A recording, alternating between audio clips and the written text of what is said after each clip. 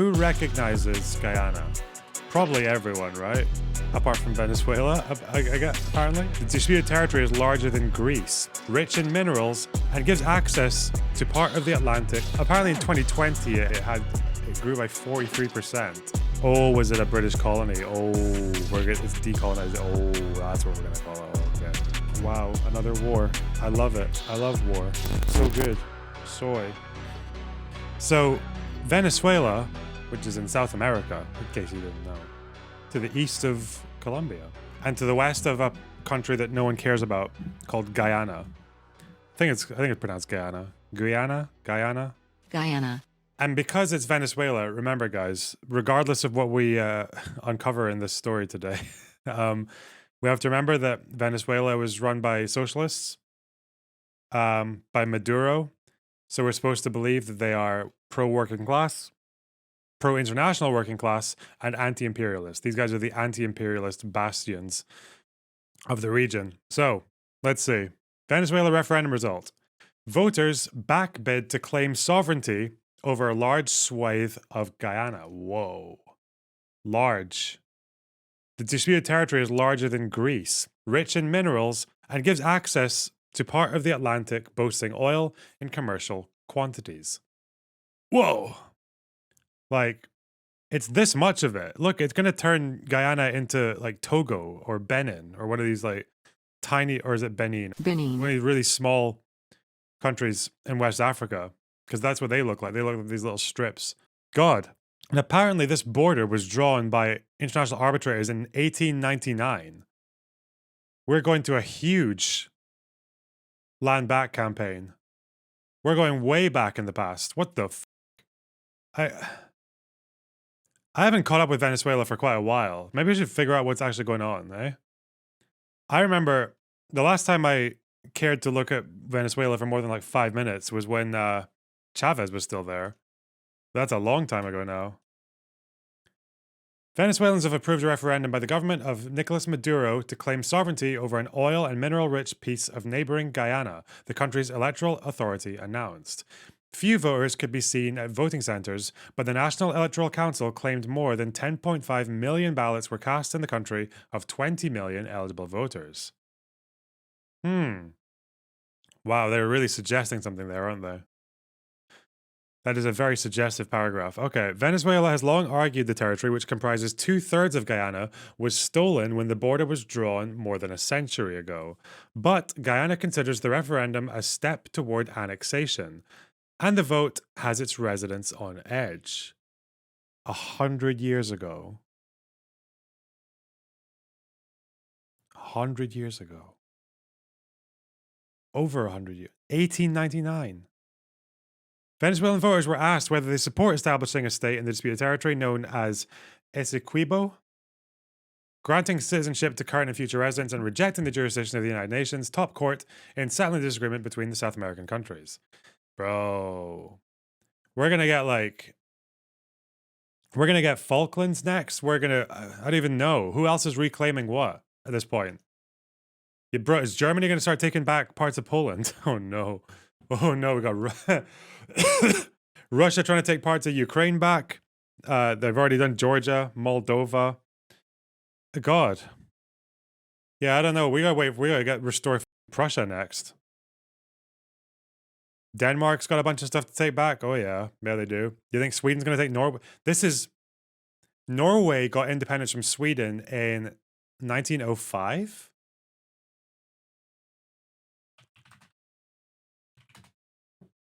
So this claim, 1905. This claim is younger than the claim that Venezuela is pursuing, apparently. Okay. Lol, learner, I was typing about it when you said it. Listen. There's nothing I told you, there's nothing you guys know that I don't know, okay? Stop. You guys should just stop chatting altogether and, like, just close your eyes and absorb, okay? Anyway, it has been a total success for our democracy. Maduro told supporters gathered in Caracas, the capital, after the results were announced, before highlighting the very important level of participation of the people in the referendum. Throughout Sunday, long lines typical of electoral events did not form outside voting centers in Caracas. Reuters witnesses visited voting centers across the country. Many had few or no people waiting in line. Oh no. Oh no, low turnout. Oh. But it's half the population apparently. Oh. Bro, what is this guy up to? Maduro. I don't know anything about Maduro. I know that they accused him of being an authoritarian and they tried to help this Guaido guy come in or some shit. But apparently Guaido is like a traitor. God, I don't know. Or he was like the neoliberal puppet or whatever. I don't, yeah. Is this the country where...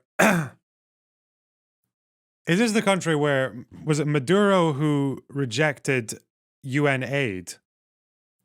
Or some kind of international aid because he thought it was like a foot in the door to put Guaido in power.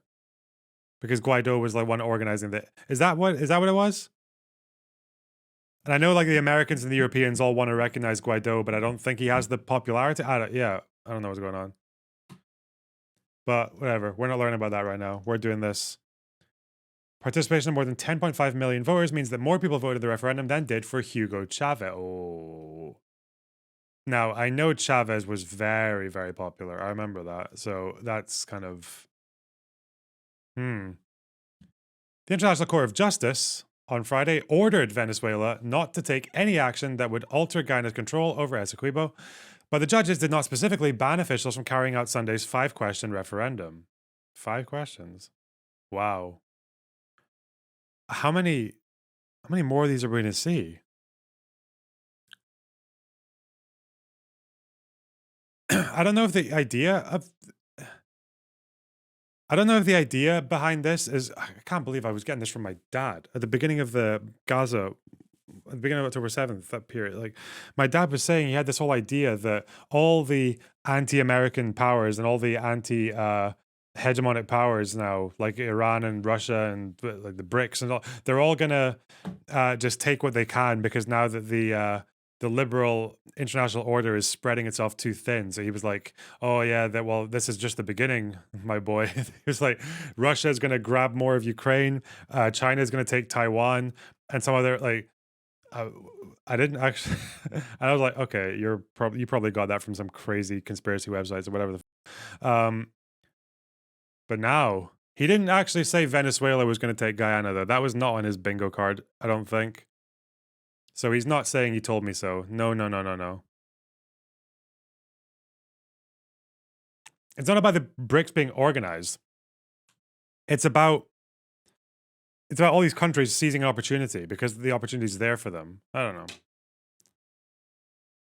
The 6,600 square mile territory borders Brazil, whose defense ministry said earlier this week it has intensified its defense actions and boosted its military presence in the region as a result of the dispute.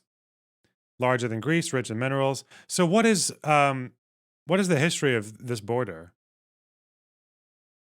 I'm guessing Guyana probably has some ally. Oh, was it a British colony? Oh, it's decolonized. Oh, that's what we're gonna call it. Oh, okay. Because I know it's next. There's French Guyana and then there's Guyana. So when you play the countries game and you click France, a little bit in South America goes green. That's French Guyana. But there's a separate Guyana as well. Promoted the referendum for weeks. Venezuela always considered it as its own because the region was within the boundaries during the Spanish colonial period. Oh. Long been a disputed border. It was decided in 1899 when it was still a British colony. Oh. So Venezuela was a Spanish colony. Well, how is it within Venezuela's boundaries when it was a British colony during the Spanish colonial period? Decided by arbitrators from Britain, Russia, and the United States. The US represented Venezuela on the panel in part because the Venezuelan government had broken off diplomatic relations with Britain. Oh. Venezuelan officials contended that Americans and Europeans conspired to cheat their country out of the land and argued that a 1966 agreement to resolve the dispute effectively nullified the original arbitration. I can totally imagine that there are two completely opposing like alt history views of what happened here. I'm already imagining how that would have gone. Oh no. It's the only English-speaking country in South America. maintains the initial accord as legal and binding and asked the International Court of Justice in 2018 to rule it as such, but a decision is years away. Damn. Voters on Sunday had to answer whether they agree to reject by all means in accordance with the law. Okay. The only valid whether they support the 66 agreement. I came to vote because Essequibo is ours, and I hope that whatever they are going to do, they think about it thoroughly and remember to never put peace at risk, said Juan Carlos Rodriguez, 37, after voting at a center in Caracas where only a handful of people were in line. It's de facto Guyana territory. I mean, I'm pretty sure it's de jure Guyana territory, no? Who recognizes Guyana? Let's find out. Let's learn this. Probably everyone, right? Apart from Venezuela, I get, apparently? Are there other countries? Okay, yeah, all right. No, wait. That's not the right thing. So this is countries that they have diplomatic relations with. Unknown if they have diplomatic relations with Belize or St. Kitts and Nevis. But from 1966 onwards, I feel like it's pretty de jure, no? 151 countries. Oh, wait. Argentina has an embassy there? So what about countries that don't? Venezuela? So they've been up in arms about this for a while. But the rest of South America has established relations. Oh, wow. I guess we should maybe start learning about Guyana. Get ahead of the curve, you know? The capital city is Georgetown. Well, that's a very white name, if I ever saw one. Ethnic groups. Majority Indian. Okay. Then African. Then multiracial, then indigenous. It's a pretty multicultural society, eh? Lots of Hindus. The fuck? 10% indigenous, eh? Wow.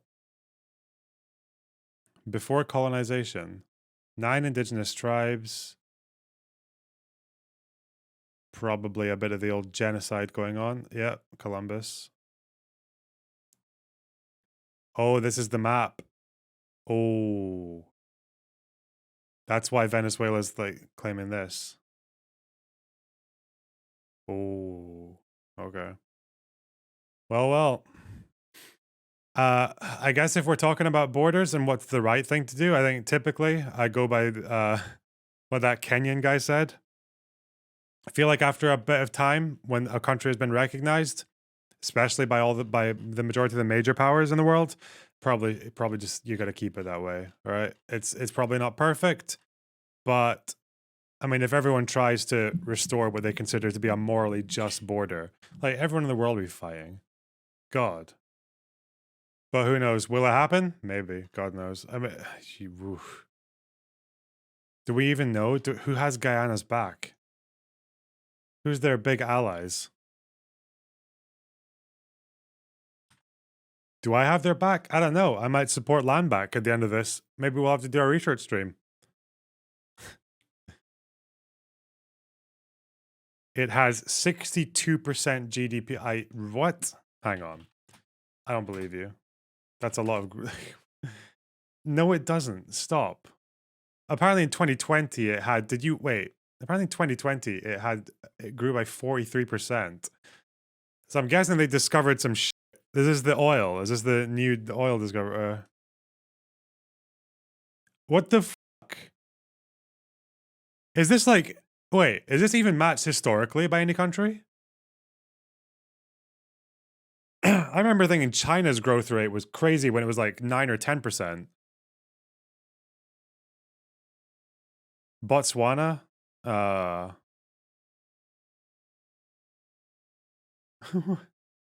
Besides oil production ramping up with a third oil field coming on stream, growth in Guyana's non-oil sector has also been boosted by investment in transportation, housing, and raising human capital. Wow. Historically, it was one of the lowest GDP per capita in America, but I guess it's gonna... Wow.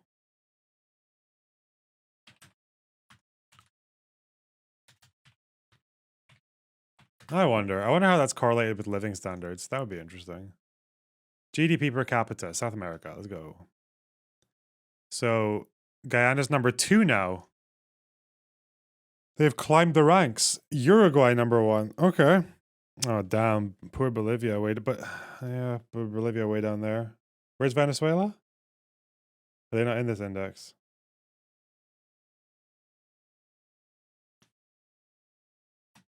I guess if this was like a top 10 or some shit. Apparently it's higher. Well, it's 2014. They've had a lot of problems since 2014, my friend. No. Don't tell me 2014. There's been a lot of news. Okay. 3.9. And this is... Oh, so it's higher than Bolivia. Okay. 23rd in GDP per capita worldwide. Okay, but what about... what index would I look for? I don't even know. Like living standard. Poverty rates. South American country. Poverty rates in Latin America. 2023. Highest in Honduras. Where's Guyana? Did they even mention it? Oh no. Uruguay, very low. Colombia. That's not them. I wonder if have they lifted a bunch of people out of poverty, eh? Let's see.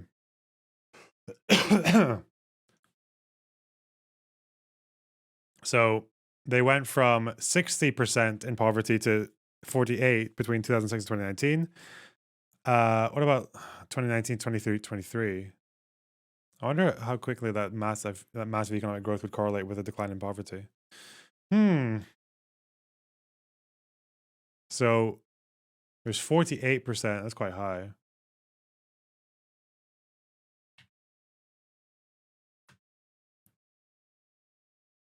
Still pretty high. Wait, did it go back up if it went to 56%? Microtrends. Ugh. This is 1992. Got it. 1992 is 85%, then 56. What is it now? This just stopped at 98. Wow. Wow. Thank you so much, macro trends. No one cares about Guyana. People will soon. GDP growth is not a good determinant of poverty reduction. I would have guessed that. Oh, but they use Guyana as an example. And this is recent. Oh, okay. Let's see. The Guyana Chronicle. Okay.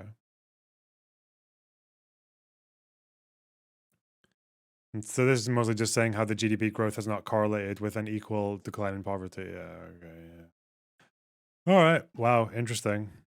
That's very exciting. Wow, another war. I love it. I love war. So good. Soy. Oh shit.